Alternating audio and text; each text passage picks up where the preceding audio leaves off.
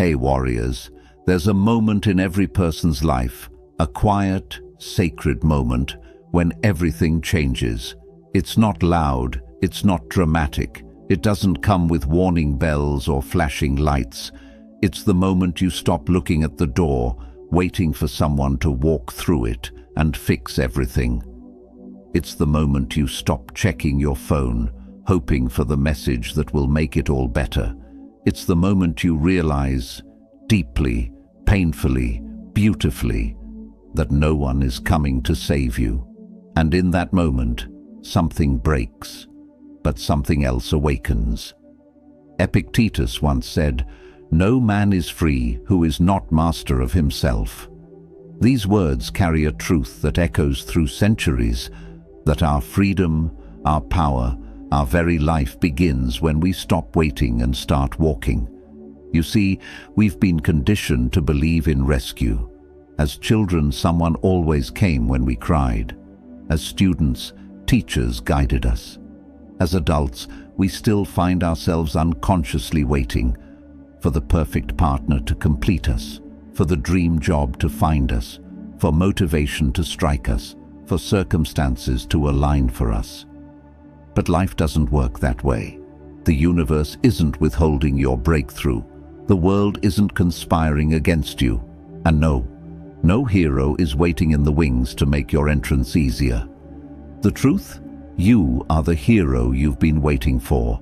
This realization feels like cold water on your face at 3 in the morning. It's uncomfortable. It's sobering. It strips away the comfortable illusions we wrap ourselves in.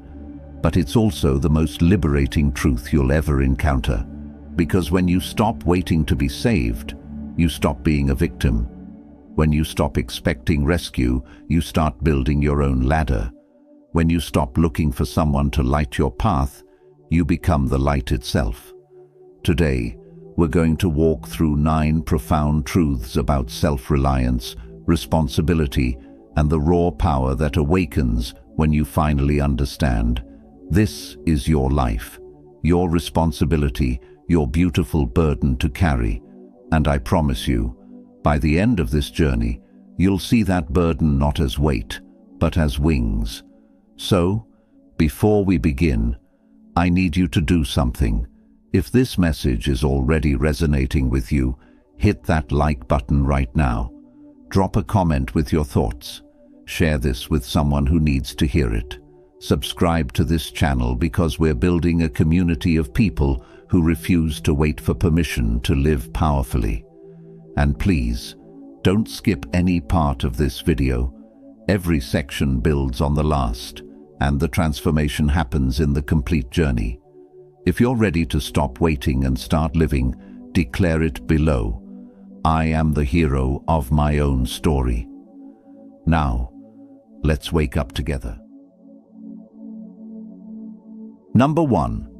The weight of waiting will crush you before life ever does. Let me tell you something that nobody wants to admit. Waiting is not peaceful. It's not patient. It's not hopeful. Waiting, when it becomes a lifestyle, is a slow poison. Think about it. How much of your life have you spent in the waiting room of your own existence, waiting for the right time, waiting to feel ready, waiting for circumstances to improve, waiting for confidence to arrive, waiting for fear to leave? And while you wait, life doesn't pause. It doesn't freeze the frame and hold space for you. It moves, it flows, it continues with or without your participation. Marcus Aurelius wrote in his Meditations, "You could leave life right now." Let that determine what you do and say and think. He wasn't being morbid, he was being real. He was reminding us that time is not unlimited, and waiting for perfect conditions is the same as choosing not to live. Here's what happens when you make waiting your default mode. Your muscles of action atrophy, your confidence erodes, your dreams start to feel like fantasies rather than possibilities. You become a spectator in your own life, watching others take risks, make moves, fail, learn, and grow, while you sit safely in the audience, waiting for your turn that never quite comes. And the cruelest part? You start to resent the very people who took action. You call them lucky. You say they had advantages you didn't have. You create elaborate stories about why their success doesn't count and why your stillness is actually wisdom. But deep down, you know the truth. You're not waiting for the right moment. You're hiding from the uncomfortable truth that the right moment is always now, and now is terrifying because it demands something from you. Let me be clear. I'm not talking about strategic patience. I'm not talking about preparation or planning. Those are active processes. They involve learning, growing, building skills, gathering resources. I'm talking about passive waiting, the kind where you're not doing anything except hoping the universe will rearrange itself to suit your comfort level. That kind of waiting will crush you. It'll crush you because every day you wait, you're choosing to believe that you're not enough as you are right now. Every day you wait, you're telling yourself that you need permission from circumstances, from other people, from some cosmic green light before you can start. And that belief, that quiet, insidious belief that you need to be saved, will hollow you out from the inside. Here's what changes everything. Understanding that readiness is not a feeling that descends upon you. It's a decision you make despite the feelings. You don't wait to feel brave before you act bravely. You act bravely, and the feeling follows. You don't wait to feel confident before you take the step.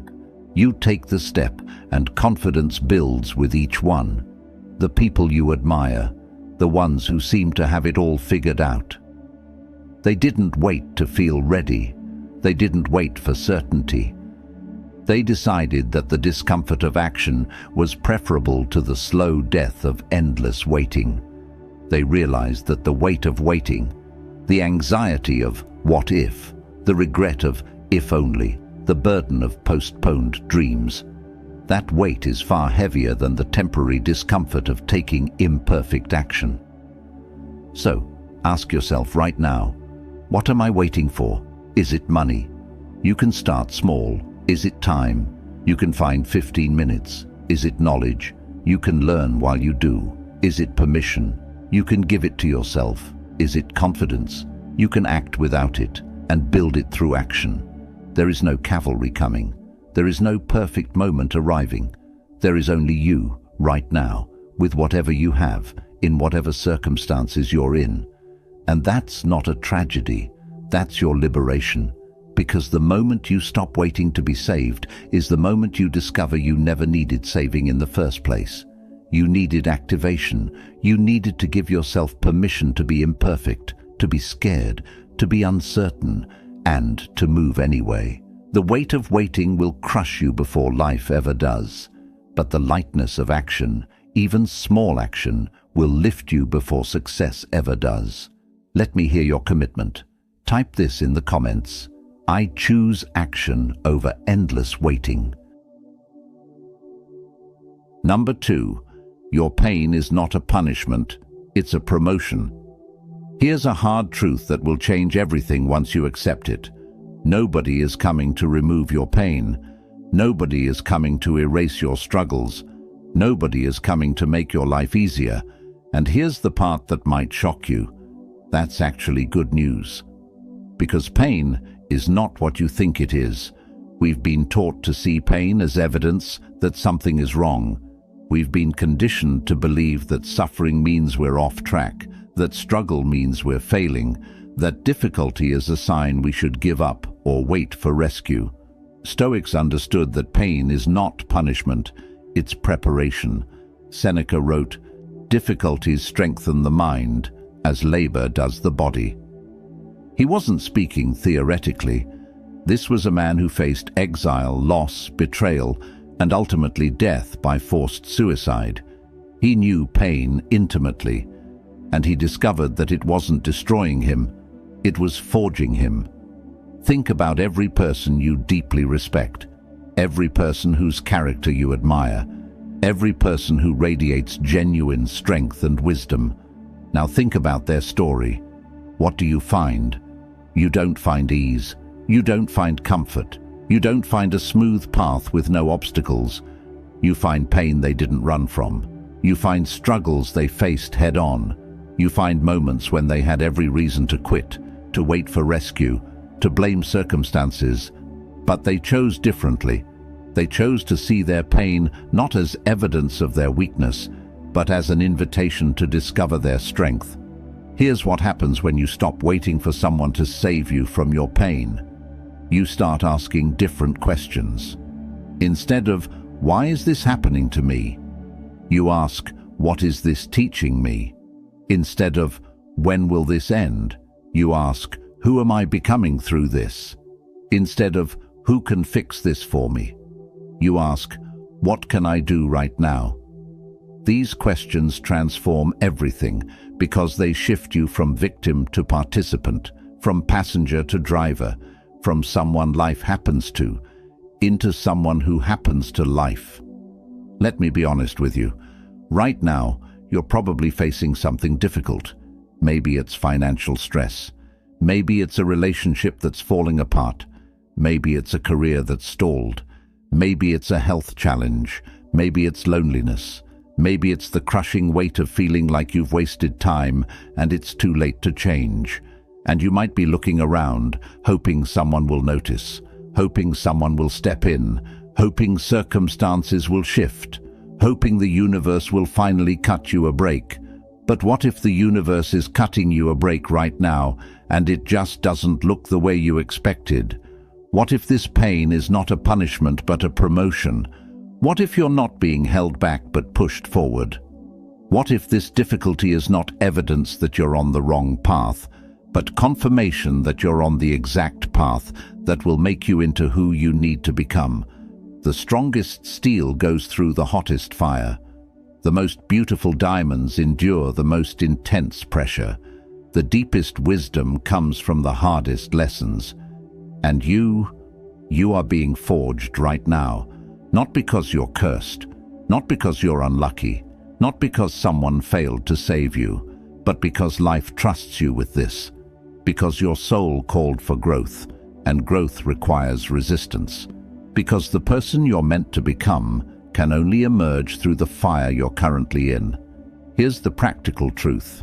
You can't control what happens to you. You can't control the pain that arrives. You can't control the struggles that show up uninvited. But you can control what you do with it. You can let it embitter you or let it better you. You can let it close your heart or break it open. You can let it make you cynical or make you compassionate. You can let it convince you that you're a victim or reveal to you that you're a warrior. The choice is yours, not someone else's. Yours. And nobody can make that choice for you. No rescuer can swoop in and choose on your behalf how you respond to your pain. This is your power. This is your freedom. This is the awakening that happens when you realize no one's coming to save you. You stop waiting for the pain to end, and you start using it. You stop hoping for easier circumstances, and you start building stronger character. You stop looking for someone to carry you through the fire, and you walk through it yourself, knowing that what you'll find on the other side is not just relief, but transformation. Your pain is not random. It's not meaningless. It's not evidence that you've been abandoned. It's your promotion. It's your invitation. It's your opportunity to become someone you could never have become in comfort. So, stop waiting for rescue from your struggles. Stop hoping someone will make it easier. Stop looking for the exit door. Instead, look for the lesson. Look for the strength you're building. Look for the person you're becoming. Because that person, the one emerging from this fire, that's the real you. Strong, capable, unbreakable. And that person doesn't need saving. That person does the saving. This is your moment of power. Comment below. My pain is forging my power. Number 3. The permission you're waiting for doesn't exist. Let me ask you something that might sting a little. What are you waiting for permission to do? What dream are you waiting for someone to approve? What change are you waiting for someone to validate? What version of yourself are you waiting for someone to accept before you allow yourself to become it? The permission you're waiting for doesn't exist. It never did. It never will. Because nobody has the authority to grant you permission to live your life except you. Yet we spend years, sometimes decades, waiting. Waiting for parents to approve our choices. Waiting for partners to support our dreams. Waiting for bosses to recognize our value.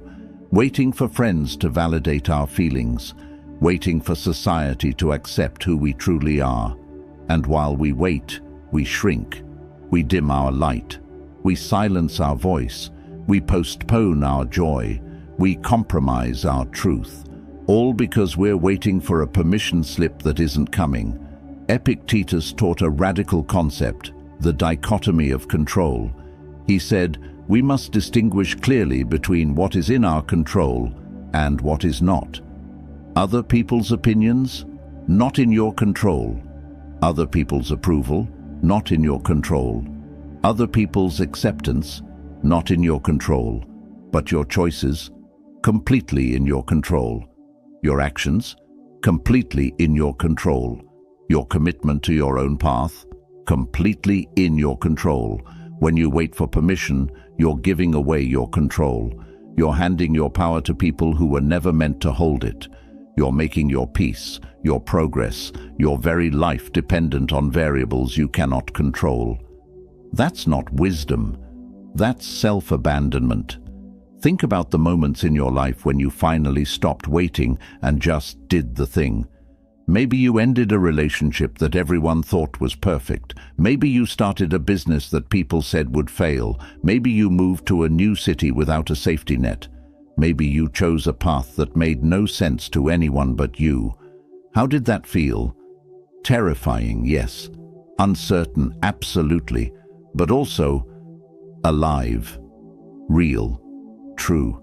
Because for once, you weren't waiting for the world to give you permission. You gave it to yourself. And here's what you discovered. The world didn't end. The sky didn't fall. People adjusted. Some supported you, some didn't. And life went on. More importantly, you went on. Stronger, more authentic, more aligned with who you actually are rather than who you thought you should be. The tragedy is that most people never take that step. They spend their entire lives in the waiting room, hoping someone will call their name, hoping someone will tell them it's okay to want what they want, to feel what they feel, to be who they are. And nobody ever does. Not because people are cruel, but because people are busy waiting for their own permission slips. Everyone's in the same waiting room, looking at each other, hoping someone else has the authority to set them free. You already have the authority. You've always had it. You were born with it. You don't need your parents' permission to live differently than they did. You don't need your partner's permission to pursue your dreams. You don't need your friends' permission to outgrow old patterns. You don't need society's permission to define success on your own terms. You need your own permission. That's it. That's the only signature required on your life. Now, I know what you're thinking, but what if I fail? What if people judge me? What if I make the wrong choice? Those are valid fears. But here's the question that matters more. What if you don't try? What if you spend your whole life waiting, and on your deathbed, you realize nobody was ever going to give you permission, and you missed your chance? Which regret is heavier? The regret of trying and failing, or the regret of never trying because you were waiting for someone else's approval? Marcus Aurelius wrote, "You have power over your mind, not outside events. Realize this, and you will find strength. Your strength is not in getting permission. Your strength is in realizing you don't need it. Starting today, give yourself permission. Permission to try. Permission to fail. Permission to change your mind. Permission to want different things than you used to want. Permission to become someone new. Permission to disappoint people who want you to stay the same. Permission to prioritize your peace. permission to set boundaries, permission to dream bigger, permission to live authentically. Nobody else can grant you these permissions, and nobody else can take them away once you claim them. This is what it means to wake up. This is what happens when you realize no one's coming to save you, to validate you, to give you the green light. You become your own validator. You become your own green light. And you realize that's all you ever needed. Number 4. Responsibility is not a burden, it's your superpower.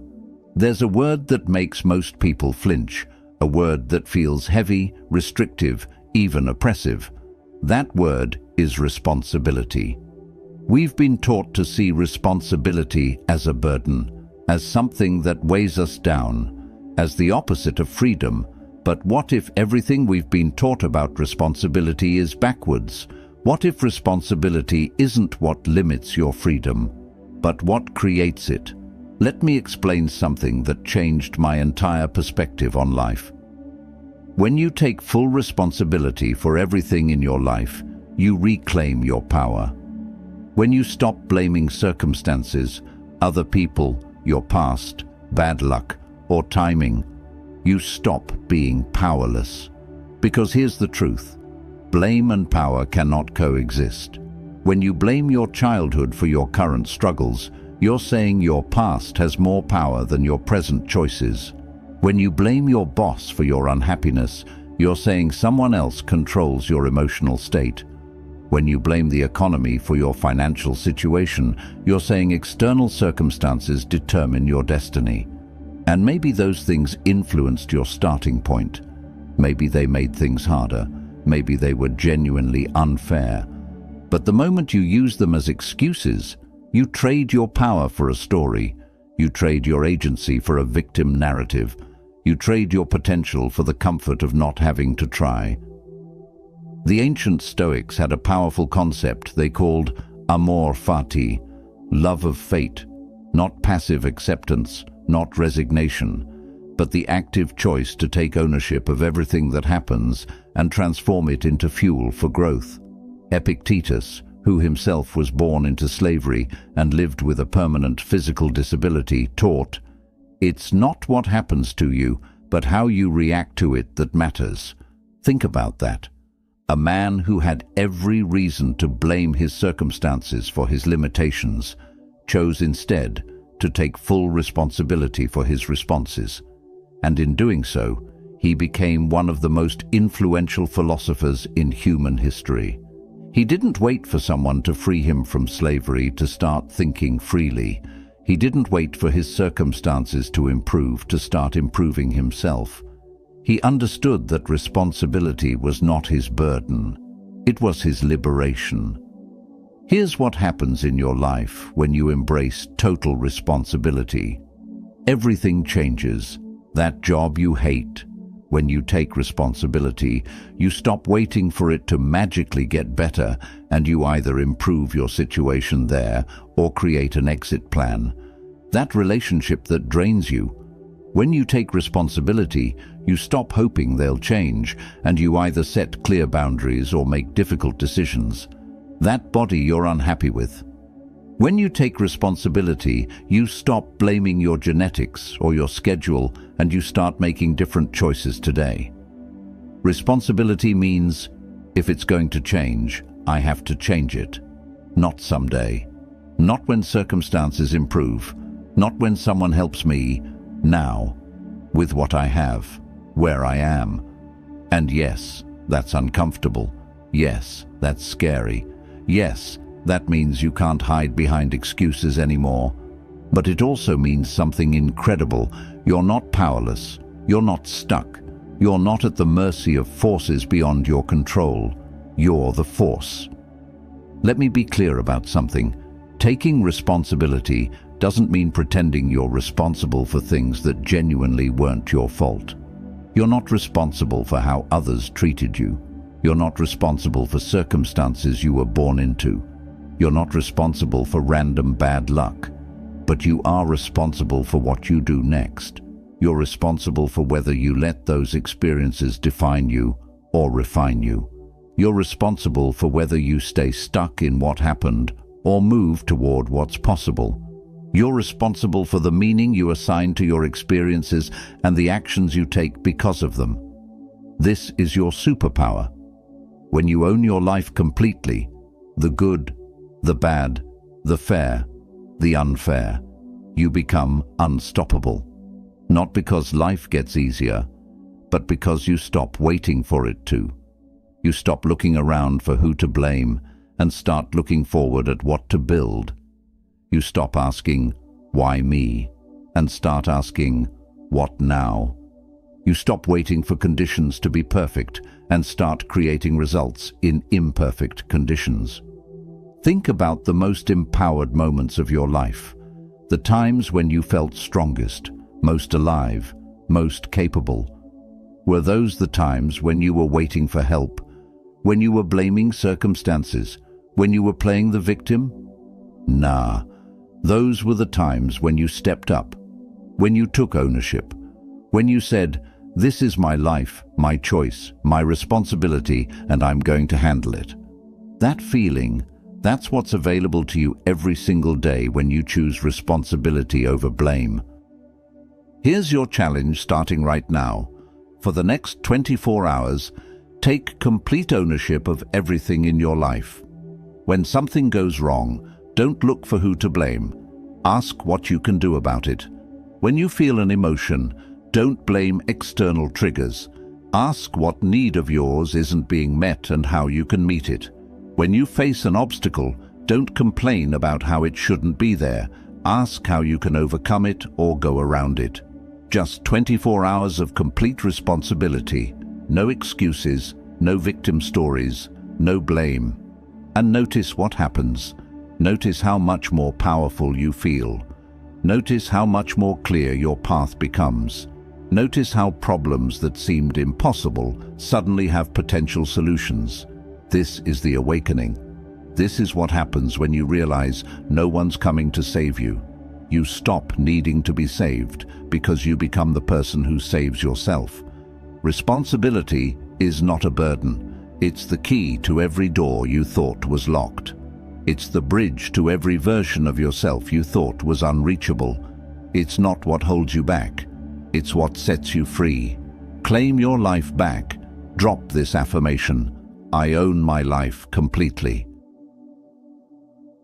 Number 5. Your growth happens in the space where comfort used to be. Here's something nobody wants to hear, but everyone needs to understand. Comfort is not your friend. I know that sounds harsh. We're living in a world that worships comfort. We're told to find our comfort zone and stay there. We're encouraged to avoid stress, eliminate struggle, and make everything as easy as possible. But here's what they don't tell you. Every single thing worth having in your life exists outside your comfort zone. Every skill you're proud of. You were uncomfortable while learning it. Every relationship that matters. It required uncomfortable vulnerability. Every achievement you value. It demanded uncomfortable effort. Every version of yourself that you respect. It emerged through uncomfortable growth.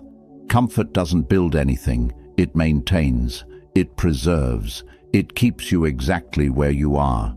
And if you're waiting for someone to come and save you, what you're really waiting for is someone to make growth comfortable, someone to make change easy, someone to make transformation painless. That person doesn't exist. That process doesn't exist, because growth, by definition, happens in the space where comfort used to be. Marcus Aurelius wrote, "The impediment to action advances action. What stands in the way becomes the way." Think about what he's saying. The very thing that makes you uncomfortable, that's not blocking your path. That is your path. The difficult conversation you're avoiding, that's where your confidence grows. The challenging project you're scared to start, that's where your competence expands. The vulnerability you're resisting, that's where your connections deepen. The fear you're running from, that's where your courage develops. You cannot grow and stay comfortable at the same time. It's impossible. They're opposite forces. And here's the trap most people fall into. They wait for growth to feel comfortable before they pursue it. They wait to feel ready, confident, certain, secure. But that's like waiting to feel strong before you lift weights. That's like waiting to feel skilled before you practice. That's like waiting to feel brave before you face your fears. The feeling comes after the action, not before it. Let me tell you what your comfort zone really is. It's not safety. It's not peace. It's not wisdom. Your comfort zone is simply the boundary of your familiar experiences. It's what you know, what you've done before, what feels predictable. And here's the critical part. Your comfort zone will expand or contract based on what you do. If you keep choosing comfort, it shrinks. You become less capable, not more. You become more fragile, not stronger. You become more fearful, not braver. But if you consistently step outside it, even in small ways, it expands. You become more capable, more resilient, more confident, not because life got easier, but because you got stronger. Think about someone you know who seems unshakable, someone who handles stress with grace, someone who faces challenges without falling apart, someone who adapts to change instead of resisting it. Did they become that person by avoiding discomfort, by staying safe, by waiting for someone to make life easier? Nah. They became that person by repeatedly choosing growth over comfort, by walking toward the discomfort instead of away from it, by expanding their capacity through voluntary challenge. They understood something crucial. Discomfort is temporary. Regret is permanent. The discomfort of trying something new fades. The discomfort of a difficult conversation passes. The discomfort of changing your habits lessens with time, but the regret of never trying, that stays. The regret of never speaking up, that echoes. The regret of staying small when you could have grown, that haunts you. Here's what changes when you stop waiting for someone to save you from discomfort. You start choosing it intentionally. You stop seeing discomfort as evidence that something's wrong and start seeing it as evidence that you're growing. You stop avoiding the hard things and start seeking them out, because you know that's where transformation lives. You have a hard conversation instead of hoping the problem disappears. You start the business instead of waiting for the perfect moment. You end the toxic relationship instead of hoping they change. You begin the workout program instead of waiting to feel motivated. You create the art instead of waiting to feel inspired. You choose the discomfort of growth over the comfort of stagnation. And here's the beautiful paradox. When you stop running from discomfort, it becomes less uncomfortable. When you stop resisting challenge, it becomes less challenging. Not because it changed, but because you did. Your capacity expanded, your resilience deepened, your strength increased. This is the person you become when you realize no one's coming to save you from discomfort. You become someone who doesn't need saving from it. You become someone who understands that discomfort is not the enemy of a good life. It's the price of admission. It's not what's in your way. It's the way itself. Starting today, make a different choice. When you feel that familiar discomfort, that urge to retreat, that desire to wait for it to get easier, recognize it for what it is. It's your growing edge. It's your opportunity. It's your invitation to become more and step toward it. Not because it feels good, but because you know that on the other side of that discomfort is a version of you that you haven't met yet. A version that's stronger, braver, more capable, more alive. That version is waiting, not for rescue, but for you to show up. Are you ready to grow? Prove it by commenting, "I choose growth over comfort." Number 6. The people you're waiting to change never will, until you change first. This one's going to hurt, but it needs to be said. You're waiting for people to change. You're waiting for them to see you differently, to treat you better, to respect your boundaries, to appreciate your worth, to give you what you deserve. And while you wait, you stay stuck, you stay small, you stay silent. You stay in situations that drain you, hoping that somehow, someday, they'll wake up and be different. But here's the brutal truth. The people you're waiting to change, they're not going to change just because you need them to. Not your parents, not your partner, not your boss, not your friends, not your children. They're going to change only if and when they decide to. And that decision has nothing to do with you and everything to do with them. So what does that mean for you? It means you have two choices. You can keep waiting, keep hoping, keep suffering, or you can change yourself. Change your response, change your boundaries, change your expectations, change your situation. Marcus Aurelius wrote, "If you are distressed by anything external, the pain is not due to the thing itself, but to your estimate of it, and this you have the power to revoke at any moment." Read that again. The pain is not due to the thing itself, but to your estimate of it. That doesn't mean your feelings aren't valid. It doesn't mean people haven't wronged you. It doesn't mean you should accept mistreatment. It means your power doesn't lie in changing them. Your power lies in changing your relationship to the situation. Think about the relationships in your life that cause you the most pain. Really think about them. How long have you been waiting for that person to change? How many conversations have you had where you explained how their behavior affects you? How many times have you given them another chance, hoping this time will be different? And how many times has anything actually changed? If you're honest with yourself, probably not many. Because here's what you've been doing. You've been trying to control something that isn't in your control. You can't control how other people treat you. You can't control whether they respect you. You can't control whether they see your value. You can't control their awareness, their growth, their choices.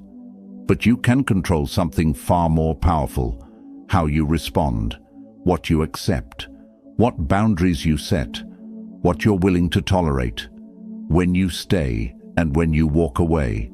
This is the shift that changes everything. When you stop waiting for them to treat you better and start treating yourself better, everything shifts. When you stop waiting for them to respect your boundaries and start enforcing them, the dynamic changes. When you stop waiting for them to see your worth and start honoring it yourself, you attract different energy. Here's what happens. Either they rise to meet your new standard, or they reveal that they never will. And both outcomes are valuable information. If they rise to meet you, the relationship transforms. If they don't, you've learned everything you need to know, and you can make an informed decision about whether that relationship serves your highest good. But neither outcome can happen as long as you're waiting for them to change while you stay the same. Let me give you some hard examples. That parent who constantly criticizes you, they're not suddenly going to become supportive just because you need them to be. But you can stop seeking their approval and start validating yourself. You can limit your exposure to their criticism. You can stop explaining yourself and start living your truth regardless of their opinion. That partner who doesn't meet your emotional needs, they're not going to magically wake up one day and become emotionally available just because you've been patient. But you can clearly communicate what you need. You can stop settling for breadcrumbs. You can make decisions about what kind of partnership you're willing to accept. That friend who only calls when they need something. They're not going to suddenly become reciprocal just because you've been loyal. But you can stop dropping everything for them. You can match their energy. You can invest in relationships that actually nourish you. That boss who doesn't value your contributions, they're not going to suddenly recognize your worth just because you keep working harder. But you can document your achievements. You can ask for what you deserve. You can explore other opportunities where your talents are appreciated. Do you see the pattern? In every scenario, you're not waiting for them to change. You're changing your response. You're changing your behavior. You're changing what you accept. And this is terrifying because it means taking action. It means having difficult conversations. It means setting boundaries that might upset people. It means potentially losing relationships that aren't healthy anyway. It means facing the discomfort you've been avoiding by waiting and hoping. But it also means something beautiful. You reclaim your power. You stop being a victim of other people's choices and start being the author of your own experience. You stop waiting for external validation and start creating internal peace. You stop hoping for rescue and start doing the rescuing yourself. Seneca wrote, "We suffer more often in imagination than in reality." How much are you suffering right now in the imagination of who these people could be, should be, might become, instead of accepting who they actually are right now? And how much freedom would you experience if you stopped waiting for them to be different and started making decisions based on reality instead of potential? This doesn't mean giving up on people. It doesn't mean being cold or unforgiving. It doesn't mean people can't grow. It means understanding that their growth is their responsibility, not yours. Their choices are theirs to make, not yours to control. Their journey is theirs to walk, not yours to force. Your responsibility is you, your boundaries, your standards, your peace, your growth, your life. When you accept this, when you really accept this, something remarkable happens. You stop attracting people who need to be fixed. You stop staying in situations that require others to change before you can be happy. You stop giving your power away to people who don't know what to do with it. And you start showing up differently, clearer, stronger, more aligned with your truth. Some people will step up to meet you there, some won't. Both are okay. Because you're no longer waiting, you're no longer hoping, you're no longer stuck, you're moving, you're choosing, you're living. And that's the whole point. Stop waiting for others to change. Declare below, I change myself, not others. Number 7. Waiting for certainty is choosing to stay paralyzed. Let me tell you about the most expensive word in the human language. When. When I have enough money, when I feel more confident, when the timing is right, when I know it'll work out, when I'm absolutely sure.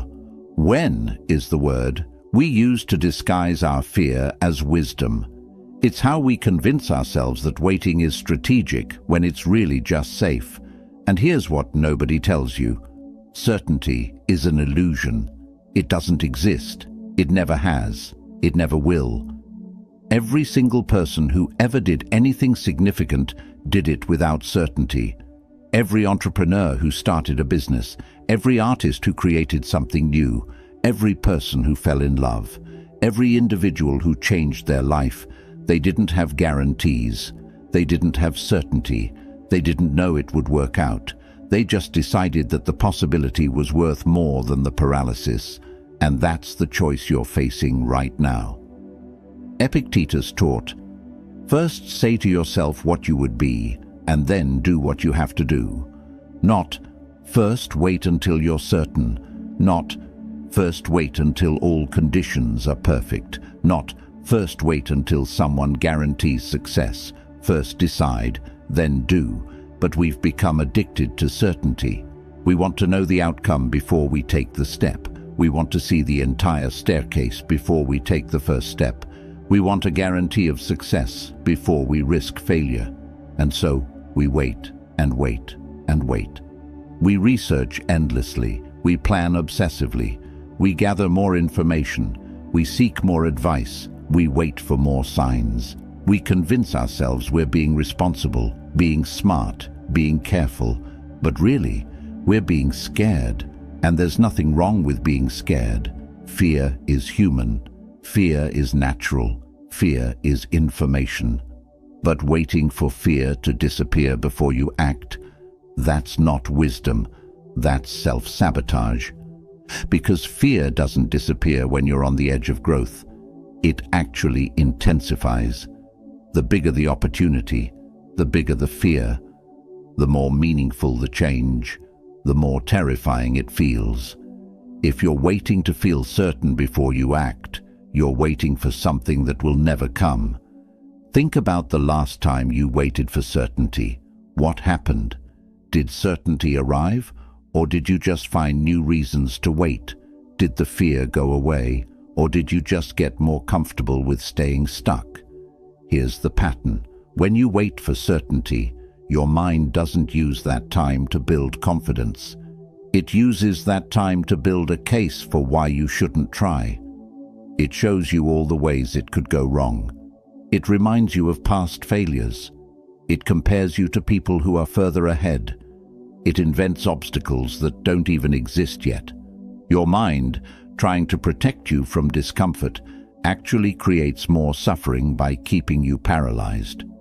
Marcus Aurelius wrote, "You have power over your mind, not outside events." You can't control whether things will work out. You can't control all the variables. You can't eliminate all the risks, but you can control your decision to try anyway. You can control your willingness to start before you're ready. You can control your courage to act despite uncertainty. You can control your commitment to learn and adjust as you go. And here's the secret that changes everything. Certainty doesn't come before action. It comes through action. You don't become certain by thinking about it more. You become certain by doing it, learning from it, adjusting and continuing. Every expert was once a beginner who felt uncertain. Every successful person faced moments where they didn't know if it would work. Every person you admire took steps into the unknown. The difference between them and people who stay stuck isn't that they had more certainty. It's that they acted despite having less. They understood that waiting for perfect conditions means never starting. They understood that trying and failing is better than never trying at all. They understood that regret weighs more than risk. So, let me ask you, what are you waiting to be certain about? Starting that business? You'll never be certain it'll succeed, but you can be certain that if you don't try, you'll never know. Leaving that job? You'll never be certain the next opportunity is perfect, but you can be certain that staying somewhere that drains you is slowly killing your spirit. Ending that relationship? You'll never be certain you're making the right choice, but you can be certain that staying in something that doesn't serve you is a choice too. Moving to that city? You'll never be certain you'll love it, but you can be certain that never exploring your possibilities is a kind of death. Starting that creative project? You'll never be certain people will love it, but you can be certain that never expressing yourself is its own kind of suffering. Do you see the pattern?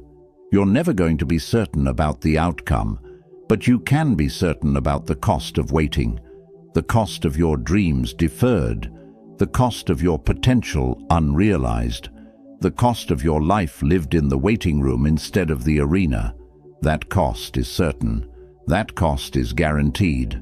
That cost is already accumulating.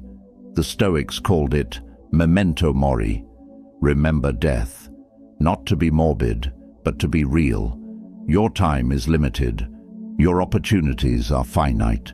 Your life is happening right now, not when you're certain. Every day you wait for certainty is a day you're choosing paralysis over possibility. A day you're choosing fear over freedom. A day you're choosing the illusion of safety over the reality of living. Starting today, make a different choice. Act with uncertainty. Move with doubt. Start before you're ready. Not recklessly, not carelessly, but courageously. Take the step. Have the conversation. Make the decision. Start the thing. And then, instead of waiting for certainty, build it through action. Learn as you go. Adjust as needed. Trust yourself to handle whatever comes. Because here's the ultimate truth. You can't control the outcome, but you can trust yourself to handle it. And that's the only certainty you ever needed. Take the leap with me. Write this commitment. I act despite uncertainty. Number 8. Your past doesn't define you, your response to it does. There's a story you've been telling yourself. A story about who you are based on what happened to you. Maybe it's a story about trauma, about loss, about rejection, about failure, about how you were treated, about what you didn't get, about doors that closed, about people who left, about chances you missed. And that story has become your identity. It's become the reason why you can't, why you're stuck, why things are the way they are, why you're waiting for someone to come and rewrite it for you. But here's the truth you need to hear. Your past is a fact, but it doesn't have to be your future. What happened to you is real. The pain is valid. The injustice is acknowledged. The difficulty is recognized. But none of it defines what you do next. None of it controls who you become unless you let it. Marcus Aurelius wrote, "Our life is what our thoughts make it. Not what our circumstances make it. Not what our past makes it. Not what other people make it. What our thoughts make it." And right now, your thoughts might be trapped in the past.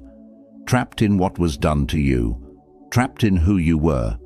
Trapped in how things went wrong. And as long as your thoughts stay there, you stay there.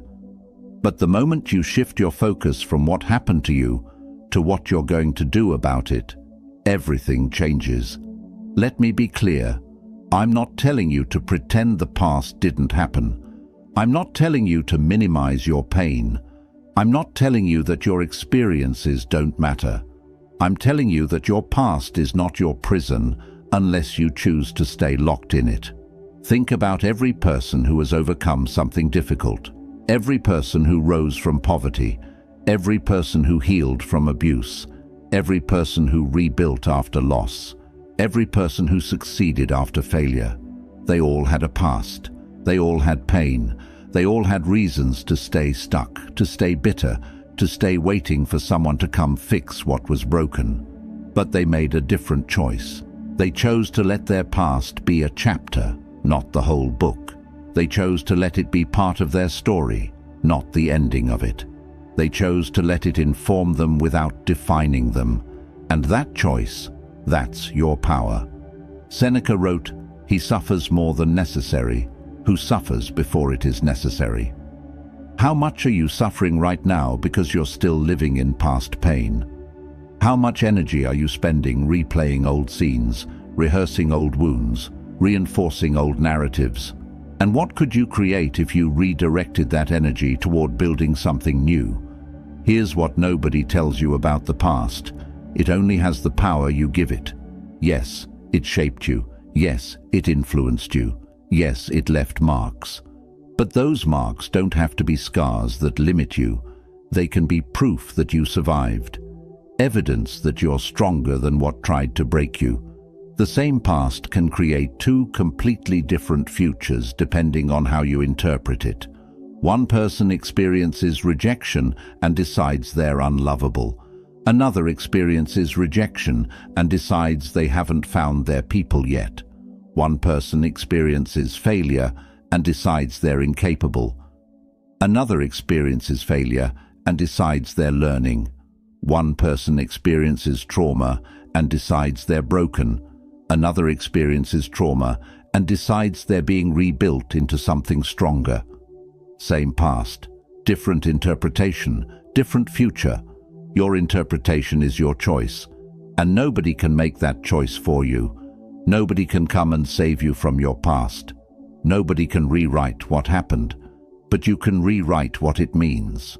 You can decide that your difficult childhood made you resilient instead of damaged. You can decide that your failures taught you wisdom instead of proving your inadequacy. You can decide that your losses opened space for something new instead of just taking something away. You can decide that everything you've been through wasn't happening to you. It was happening for you. Not because it was fair, not because it was right, not because it didn't hurt, but because you're choosing to use it as fuel instead of letting it be an anchor. Here's the practical truth. You can't change your past. You spent zero control over what happened back then, but you have complete control over what you do with it now. You can let it be your excuse or your education, your limitation or your launch pad, your reason to quit or your reason to fight harder. Right now, today, you get to decide, am I going to keep waiting for someone to undo what was done? Am I going to keep hoping for an apology that might never come? Am I going to keep living as if my past has more power than my present? Or am I going to accept what happened, grieve what needs to be grieved, learn what needs to be learned, and then step into the future I'm capable of creating? Because here's what happens when you finally release the past.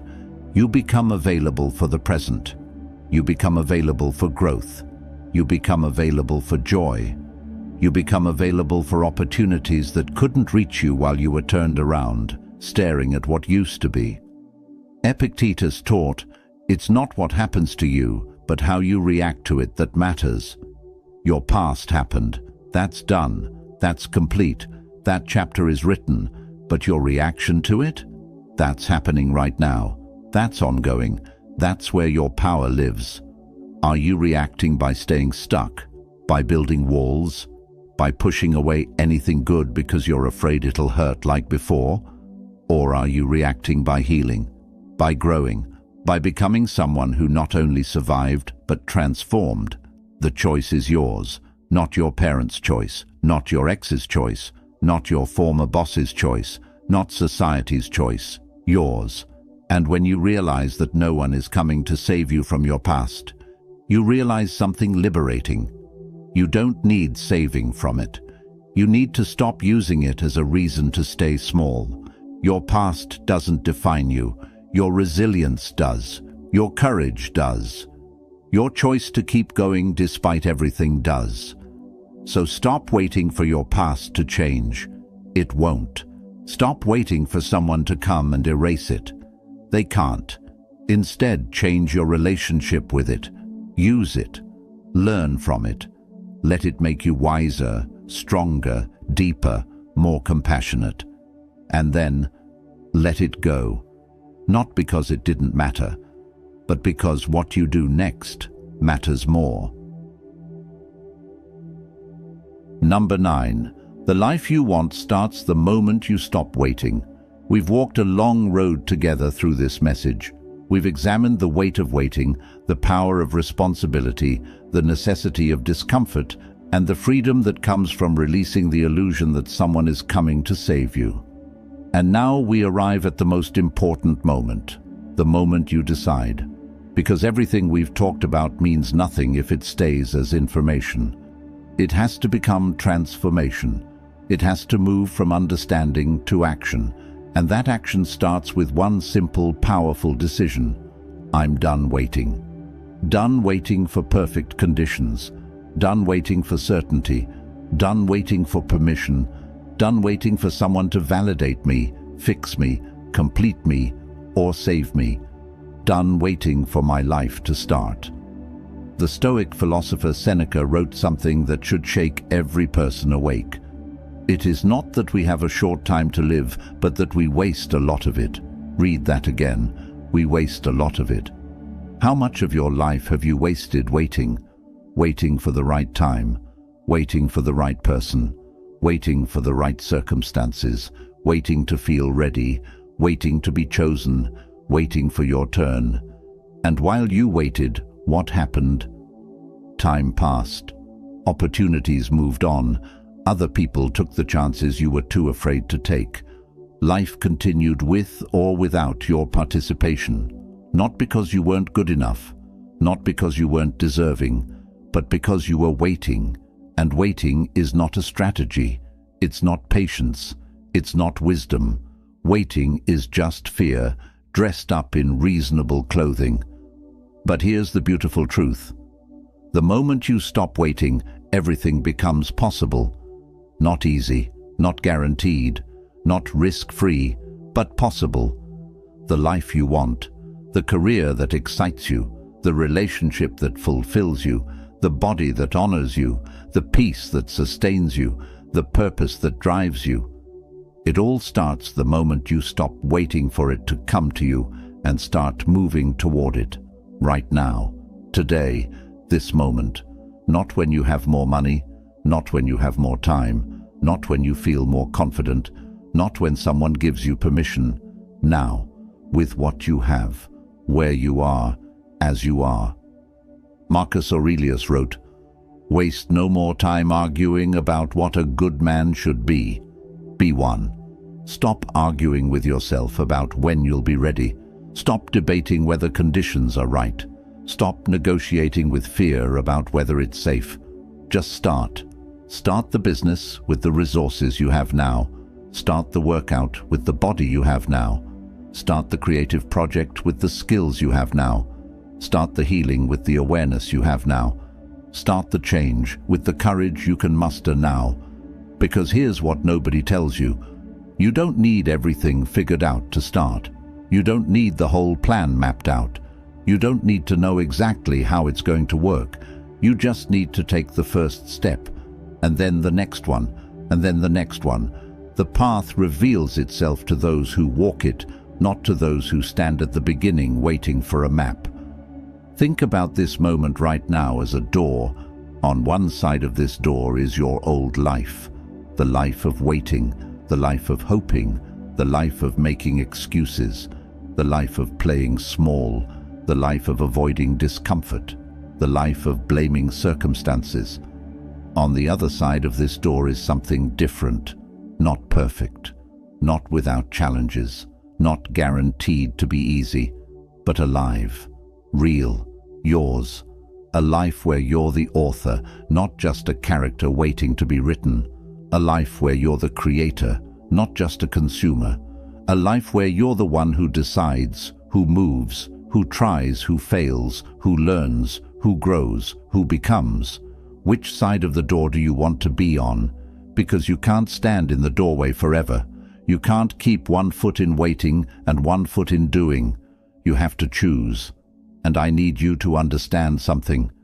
This choice, this moment, it's not a one-time thing. You're going to have to choose again tomorrow, and the day after, and the day after that, because old patterns are comfortable. Fear will show up again. Doubt will whisper. Circumstances will provide new excuses. And every single time you'll have to choose, do I wait or do I move? But here's what makes it easier. Every time you choose to move despite the fear, you build evidence that you can. Every time you choose action over waiting, you strengthen that muscle. Every time you choose to save yourself instead of waiting for rescue, you prove to yourself that you're capable, and slowly, gradually, powerfully, you become someone who doesn't wait anymore. You become someone who creates, who initiates, who acts. You become the person you've been waiting for. Epictetus said, "How long are you going to wait before you demand the best for yourself? How long? Haven't you waited long enough? Haven't you spent enough time hoping things would magically improve? Haven't you given enough power to circumstances, to other people, to perfect timing? What if today is the day you take it all back? What if today is the day you decide that your life is too precious to waste waiting, that your dreams are too important to keep postponing, that your potential is too valuable to leave unexpressed? What if today is the day you realize that no one is coming, and that's exactly what needed to happen for you to finally step into your power? The life you want is not somewhere in the future, waiting for you to become worthy of it. It's right here, right now, waiting for you to claim it. Not perfectly, not effortlessly, but authentically. So stop waiting, stop hesitating, stop making excuses. Start today. Start imperfectly. Start scared. But start. Because the moment you do, you'll realize something profound. You were never waiting for someone to save you. You were waiting for permission to save yourself. And that permission, you just gave it. This is your awakening moment. Type below, "My life starts now, not someday." If you've made it this far, something in you is ready. Ready to stop waiting. Ready to stop hoping someone else will fix what only you can change. Ready to step into the truth that's been waiting for you all along. No one is coming to save you, not because you're not worth saving, but because you don't need saving. You need awakening. You need activation. You need to remember that everything you've been waiting for already lives inside you. The strength to face your pain, the courage to leave what's comfortable, the wisdom to take responsibility, the power to change your story, the faith to move without certainty. It's all there. It's always been there. You were just waiting for permission to use it. Consider this your permission slip. Consider this your wake-up call. Consider this the moment everything changes, not because your circumstances changed, but because you did. You stopped waiting and started walking. You stopped hoping and started doing. You stopped wishing for rescue and started becoming the hero of your own story. This is your life. Your one, beautiful, finite, precious life. And it's happening right now, not someday, not when everything's perfect, not when you're finally ready, now. So, take the step, make the choice, start the journey. Your future self is waiting for you to show up. And before you go, I need you to do something. If this message moved you, if it woke something up inside you, don't let it end here. Hit that like button. Share this with someone who needs to hear it. Drop your thoughts in the comments. Subscribe to this channel so we can continue this journey together. Because we're building something here.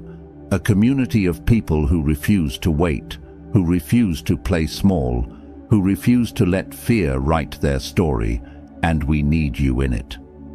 If this message changed something in you, let the world know. Comment, "I am awake and I am ready. Now go." Stop waiting. Start living. Your life is calling.